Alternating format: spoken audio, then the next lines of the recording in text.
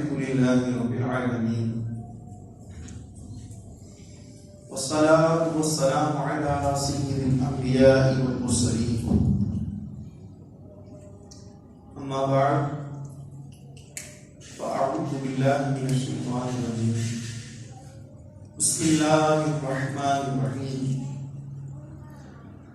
الصلاة والسلام عليك يا رسول الله الصلاة والسلام عليك يا رسول الله وعلى آلك وأصحابك يا حبيب الله وعلى آلك وصحابك يا حبيب الله الصلاة والسلام عليك يا نبي الله الصلاة والسلام عليك يا نبي الله وعلى آلك وأصحابك يا نور الله وعلى آلك وصحابك يا نور الله نويت سنة الاعتكاف. نويت سنة الاعتكاف. پیارے پیارے اسلامی بھائیوں، جب بھی مسجد کا تشریف لایا کریں، مسجد میں آنے کے بعد یاد رکھ کے سنت اعتکاف کی نیت کرنے کی سنت اعتکاف کی نیت کے ساتھ جب تک مسجد میں موجود رہیں گے، دیگر عبادتوں کے علاوہ اعتکاف کا ثواب جاتا رہے گا۔ یہ مجھ کا سوال ہے، اسے کسی صورت خاص سے جانے نہیں دیا انشاءاللہ عز و جل۔ ہم نے اپنے پیارے آقا جانے کائنات اللہ عز و جل کے آخری نبی محمد عربی صلی اللہ علیہ وسلم پر درود پاک پڑھنے کی بے شمار برکتیں فضیلتیں امیر اہل سنت اپنے رسالے قضا نمازوں کا طریقہ میں درود پاک کی فضیلت عطل فرماتے ہیں کہ دو جہاں کے سلطان سرور ذیشان صلی اللہ علیہ وآلہ وسلم کا فرمان مغفرت نشان ہے۔ فرمایا کہ مجھ پر درود پاک پڑھنا پل صراط پر نور ہے۔ سبحان اللہ۔ جو روز جمعہ مجھ پر 80 بار درود پاک پڑھے، اس کے 80 سال کے گناہ معاف ہو جائیں گے۔ سبحان اللہ، سبحان اللہ۔ اگر کوئی اپنا بھلا چاہتا ہے، انہیں چاہے جس کو خدا چاہتا ہے، سبحان اللہ۔ درود ان پہ بھیجو، سلام ان پہ بھیجو، یہی مومنوں سے خدا چاہتا ہے۔ سبحان اللہ۔ صلو علی الحبیب صلی اللہ تعالی علی محمد صلی اللہ علیہ وسلم، صلاۃ و سلام علیک یا سیدی یا رسول اللہ وعلی آلک و اصحابک یا سیدی یا حبیب اللہ صلی اللہ علیہ وسلم۔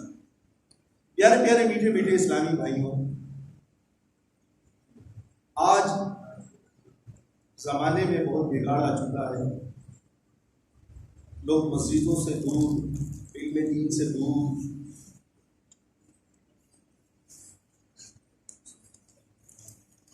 ہوتے جا رہے ہیں اور نیک اعمال سے دور ہوتے ہوئے نہ صرف غفلت کا شکار ہے بلکہ طرح طرح کے گناہوں میں مبتلا ہوتے جا رہے ہیں،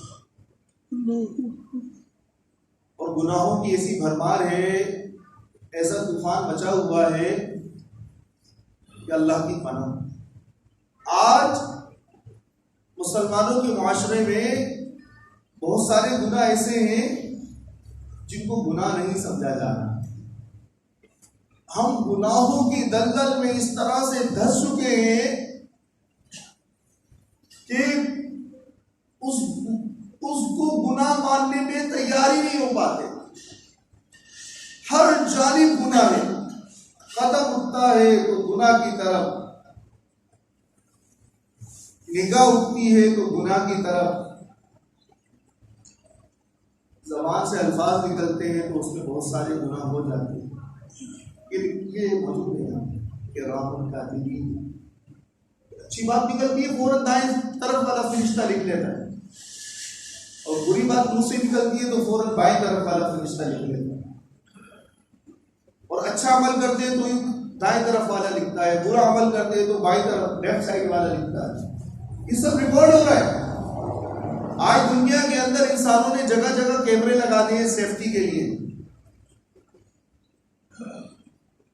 کسی بھی انداز پہ حفاظت کے طریقے ہیں. ایک یہ کیمرے لگے ہوئے جگہ جگہ پہ لگے، ہماری مسجد میں بھی لگا دیے. یہ بھی دیکھیں یہاں تک نوبت آ گئی، جگہ جگہ لگ گئے. یہ سب ریکارڈ ہو رہا ہے کیمروں میں، اور جو اللہ تبارک و تعالیٰ کے پاس ریکارڈ ہو رہا ہے. ہمارا ہر عمل لکھا جا رہا ہے، ہمارا ہر عمل اللہ تبارک و تعالیٰ کے پاس محفوظ ہے. ہم نے کیا کیا، کیا کہا، کہاں گئے، کس کے ساتھ کیسا سلوک ہم نے اختیار کیا، کس کو دھوکہ دیا، کس کے ساتھ فراڈ کیا، کس کے ساتھ بھلائی کی، کس کے ساتھ احسان کیا، کس کو حج پہ بھیجا، سارا لکھا جا رہا ہے. اللہ تبارک و تعالیٰ کے پاس سب محفوظ ہے. تو پیارے اسلامی بھائیوں، عرض کرنا یہ ہے کہ آج کے مسلمان معاشرے میں گناہ بڑھتے جا رہے ہیں، اور گناہ اتنا آسان ہو گیا کہ مطلب میں جیسے عرض کرنا چاہ رہا ہوں آپ سے کہ اتنا گناہ سے ہم قریب ہو گئے، گناہ کے اندر اتنے ڈوب گئے کہ گناہ نہیں سمجھا جا رہا، اور گناہ تک اپروچ ایزی ہو گئی ہے، بلکہ گناہ تک پہنچ گیا، ہم گناہ نہیں سمجھ پا رہے اس کو. یہ گناہ ہے. مثال کے طور پر چھوٹی سی مثال ہے لیکن بہت بڑی بات ہے. نماز مسلمان پر 5 وقت فرض ہے. ہم سب کا ایمان ہے، ہمارا ایمان کا حصہ ہے، نص قرآنی سے ثابت ہے. نماز کا انکار کرنے والا کافر ہے. نماز میں سستی کرنے والا عذاب جہنم کا حقدار ہے. اللہ اللہ اللہ. نماز چھوڑنا، نماز جان بوجھ کر نہ پڑھنا، یہ گناہ کبیرہ ہے، جہنم میں لے جانے والا کام ہے. آئیے اب ہم سوچتے ہیں، اپنے آپ کو چیک کرتے ہیں، کیا آج ہم سب نے آج فجر کی نماز پڑھی تھی؟ الحمدللہ.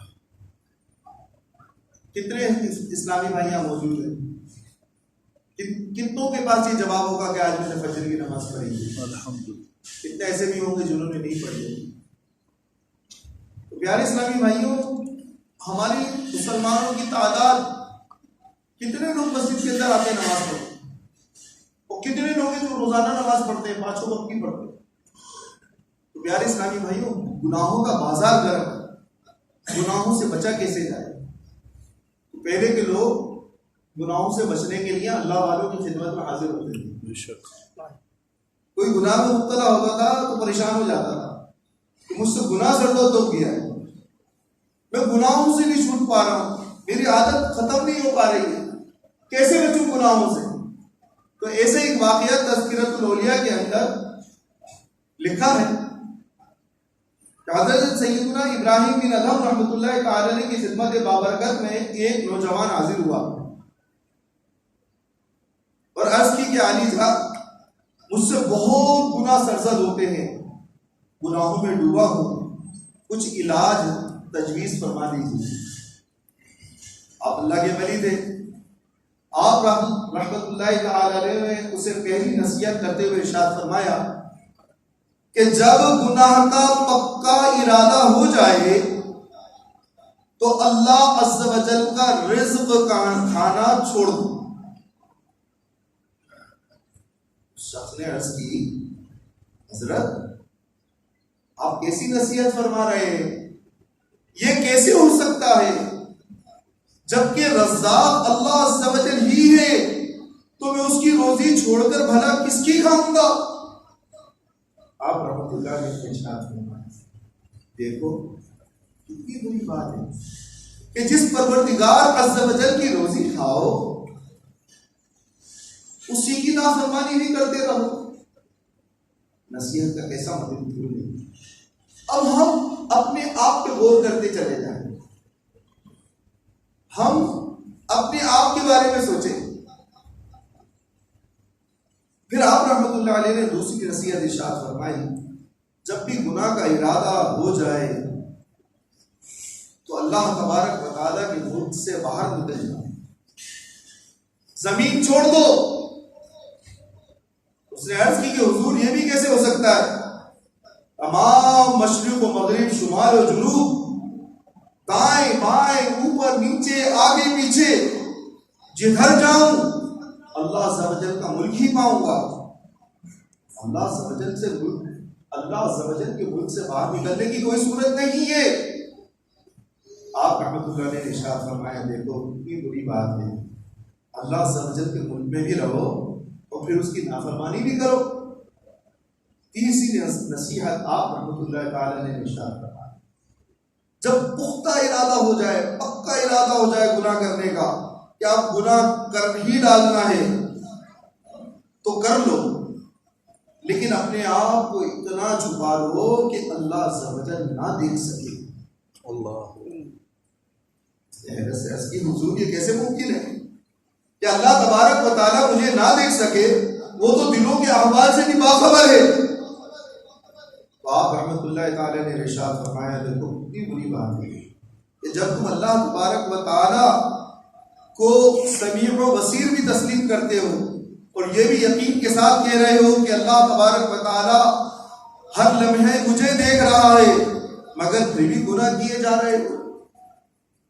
چوتھی نصیحت ارشاد فرمائی جب ملک الموت اسرائیل علیہ السلام تمہاری روح قبض کرنے کے لیے تشریف لائیں تو ان سے کہہ دینا کہ تھوڑی سی مہلت دے دیجئے کہ میں توبہ کر دوں۔ اس شخص نے عرض کی حضور میری کیا ہوگا، میری کون سنے گا؟ موت کا وقت مقرر ہے اور مجھے ایک لمحے کی بھی مہلت نہیں مل سکے گی، فوراً میری روح قبض کر لی جائے گی۔ آپ رحمۃ اللہ تعالی نے ارشاد فرمایا جب تم یہ جانتے ہو کہ میں بے اختیار ہوں اور توبہ کی مہلت نہیں حاصل کر سکتا تو فی الحال جو وقت تمہارے پاس ہے اسی کو غنیمت جانو اور ملک الموت اسرائیل علیہ السلام کی تشریف آوری سے پہلے توبہ کر لو۔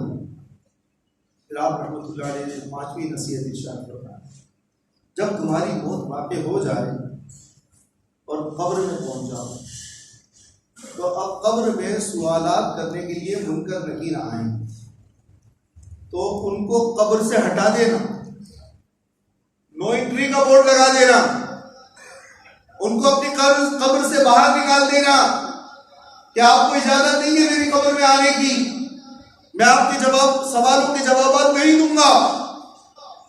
اس نے عرض کیا علی جان آپ کے کیا فرما رہے ہیں؟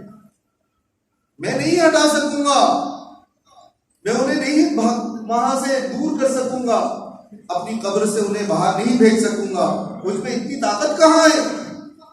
آپ رحمۃ اللہ تعالی نے ارشاد فرمایا جب تم نکیرین کو ہٹا نہیں سکتے تو ان کے سوالات کے جوابات دینے کی تیاری ابھی سے کیوں شروع نہیں کر لیتے؟ اللہ اللہ اللہ۔ چھٹی اور آخری نصیحت آپ رحمۃ اللہ تعالی نے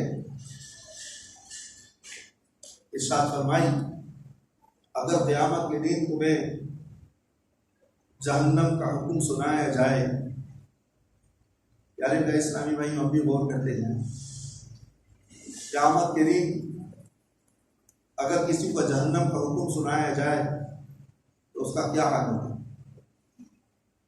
آج ہم تصور بھی نہیں کر پاتے ان چیزوں کا، ہم سوچتے نہیں ہیں، جھٹک دیتے ہیں، جو ہوگا دیکھا جائے گا۔ پیارے اسلامی بھائیوں کہتے ہیں کہ کچھ لوگ جہنم میں ضرور جائیں گے، کہتے ہیں اگر گناہوں کی وجہ سے ایمان برباد ہو گیا کیا کریں گے؟ حضور رحمۃ اللہ علیہ نے ابراہیم رحمۃ اللہ تعالی علیہ نے نصیحت فرمائی کہ اگر قیامت کے دن تمہیں جہنم کا حکم سنایا جائے تو کہہ دینا کہ میں نہیں جاتا، اکڑ کے کھڑے ہو جانا، نہیں جاؤں گا۔ عرض کی حضور وہاں تو گھسیٹ کر دوزخ میں ڈال دیا جائے گا۔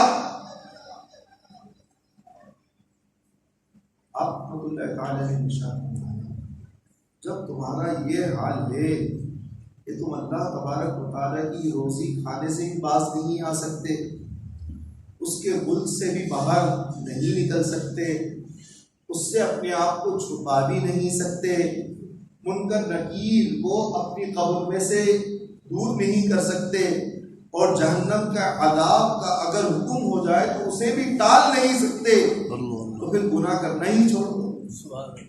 بے شک بے شک، تاکہ ان تمام پریشانیوں سے مصیبتوں سے نجات حاصل ہو جائے۔ آمین. حضرت سیدنا ابراہیم بن ادم رحمۃ اللہ تعالی علیہ اس تجویز کردہ گناہوں کے علاج ان 6 نصیحت آموز مدنی پھولوں کی خوشبوؤں سے وہ بہت متاثر ہوا اور زار و بتار ہونے لگا، اور اسی وقت اس نے اپنی گناہوں سے سچی توبہ کر لی اور مرتے دم تک اپنی توبہ پر قائم رہا۔ اللہ عز و جل کی ان پہ رحمت ہو اور ان کے صدقے ہماری مغفرت۔ جاری اسلامی اس